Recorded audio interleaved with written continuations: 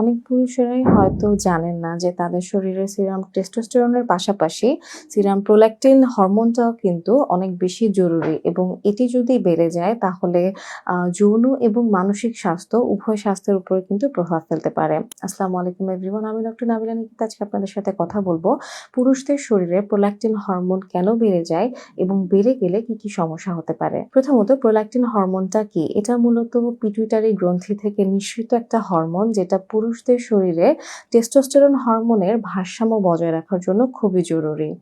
এই প্রোল্যাক্টিন হরমোনটা বেড়ে কেন যায়?